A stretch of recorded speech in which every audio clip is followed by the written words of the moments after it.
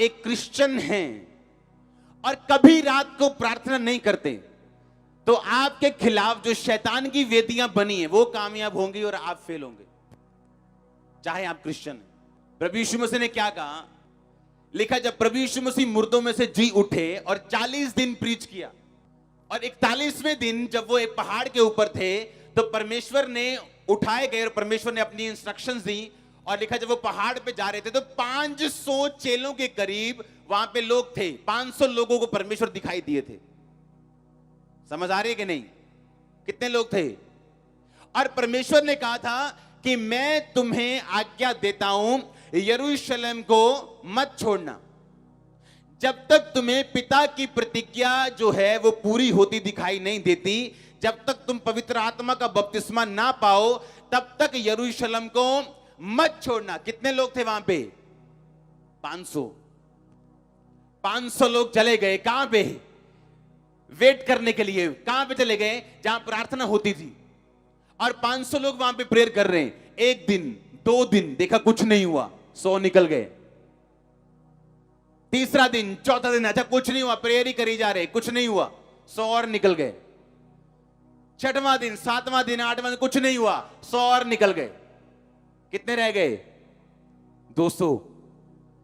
क्योंकि बाइबल बताती है पेंटिकोस्ट का दिन यीशु मसीह के जी उठने के तकरीबन 10 दिन बाद था।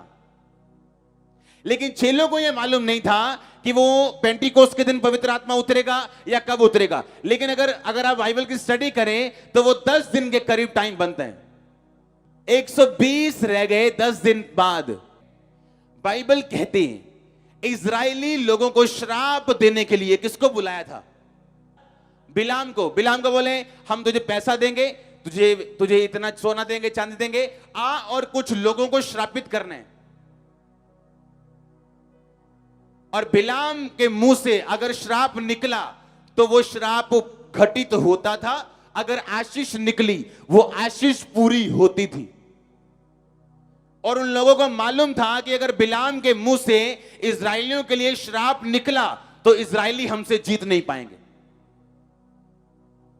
और बाइबल कहती है जब बिलाम श्राप देने के लिए गया तो परमेश्वर ने बोला नहीं, उन्हें श्राप मत देना क्योंकि वो मेरे लोग हैं। आमीन। और अगर आप ध्यान से इजरायलियों को स्टडी करो तो जिस टाइम बिलाम उन्हें श्राप नहीं दे पाया वो दिन थे जब इजरायली लोग अपनी वेदियों का ध्यान रखते थे। उनकी प्रार्थना की वेदी होती थी, बोने की वेदी होती थी। आज वेदी वो नहीं कि आप लकड़ी की वेदी बना लो या पत्थर की वेदी बना के ऊपर बकरे कुर्बान करो। वो वेदियां पुराने नियम में जो होती थी एग्जाम्पल थी जो आज हमारी जिंदगी में होने वाला है। आमीन। अब नए नियम में वो 120 लोग अपनी प्रार्थना की वेदी पे खड़े हैं, क्योंकि शैतान की भी वेदी है जो आपके सामने है।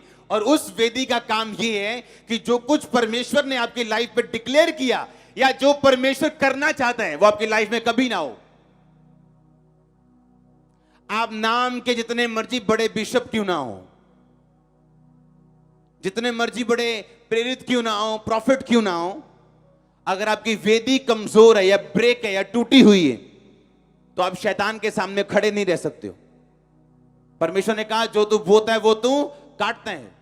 इसलिए एलिया ने वेदी बनाई और लिखा कुर्बानी की, और परमेश्वर ने आग को उतार के उत्तर दिया, हां या ना?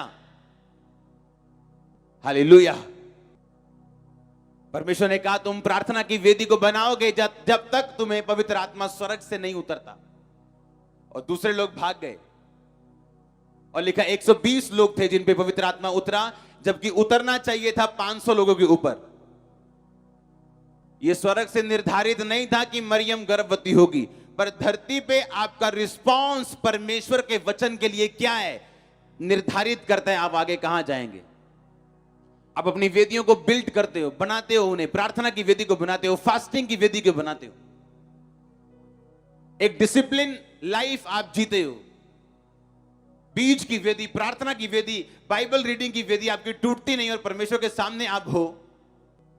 और जब शैतान अपनी वेदियों को बना के कुछ रिलीज करना चाहेगा तो परमेश्वर ब्लॉक करेगा उसको।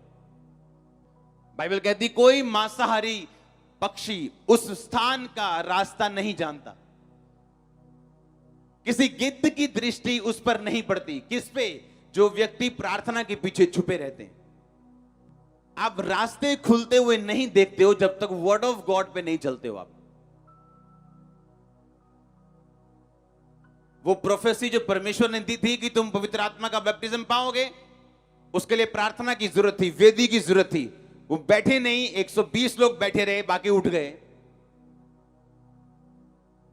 परमेश्वर आपको बुद्धि दे, आपकी समझ को खोले, आप पे अनुग्रह दे, आप पे ग्रेस रिलीज करे इस वेदी को बनाने की।